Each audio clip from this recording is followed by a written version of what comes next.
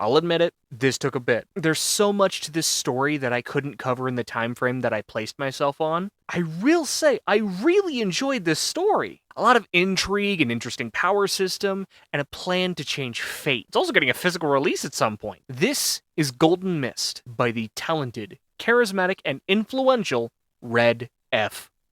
Our story begins in the 16th century in the far-off land of Noshiba, in the midst of a ceremony for a man to become the next leader of the nation. His name is Kaizen Sorashima, and he has a dream for the future of Noshiba. But that dream is cut short at the hands of a very destructive man from a time before Kaizen is dead. We jump to the 21st century. Noshiba has changed. The influence of Kaizen is a far-flung memory to most of society. A young man trains regularly in a dojo, Kai Sorashima, the last living descendant of the great Kaizen. His grandfather had told him stories about his ancestor, starting his fascination with that era, to the point of him making a wiki page about Kaizen and his friends. While walking home from his training, something causes him to become uneasy. A masked man appears from the sky with intentions. Something about this felt strange, like everything around him had stopped. In a flash, Kai was gone, whisked away to a different age, the Age of Scrolls, the 16th century, the day Kaizen dies. The man who had abducted Kai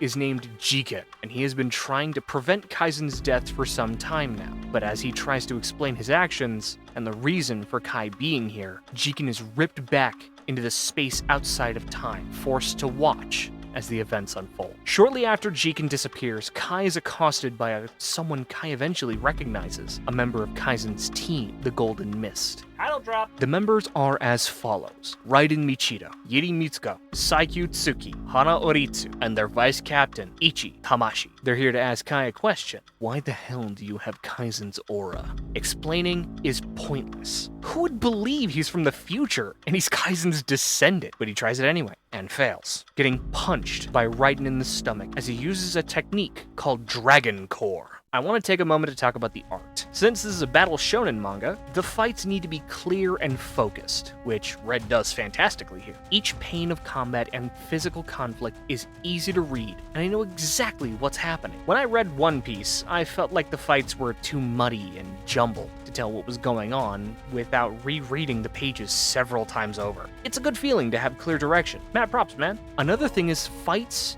should have a narrative reason, instead of just, Goku fights Jiren cause And from what I've read so far, all the fights here have purpose. Keep it up. Kai gets messed the hell up, but not before he gets in a few good hits on Raiden. Ultimately, Kai loses, falling to the ground and having a flashback to when his home burned down and his grandpa died, meaning his friend Bella. She tells him that his grandpa will always be with him and that he shouldn't stagnate.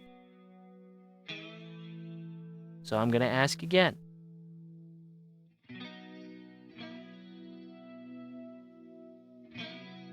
Are you coming?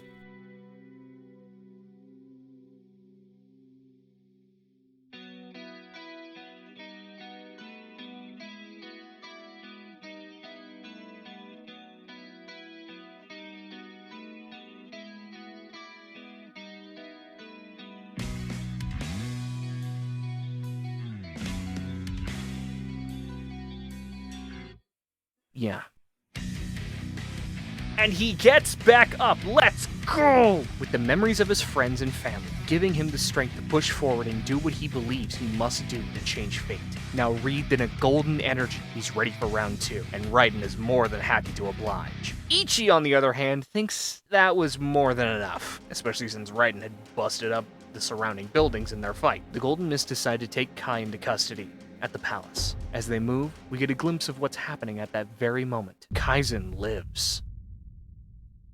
Everything I just covered was the first chapter of this story, out of 9 that are currently available to the public. As per usual, I skipped over a bunch of stuff in this chapter, so people don't use this to read the manga. Link in the description to Red's link tree. Go read it if you're interested. This story has a few influences. The most notable I could glean was Dragon Ball Z's Android arc. With the passing of Akira Toriyama, I have a stronger appreciation for this story, as the Android arc is my favorite arc of DBZ. I look forward to whatever may come from you, Red. Thank you. Hey, it's Scott after writing this entire script. If you're watching this the day it goes live, it's my birthday, and I'm streaming Final Fantasy VII Rebirth on my second channel, Scott Sam Mike. Come hang out and we can talk about the video and nerd stuff. I'll be back this month with a special project of my friends and I have been doing for a few months at this point. We'll see you around. その目、誰の目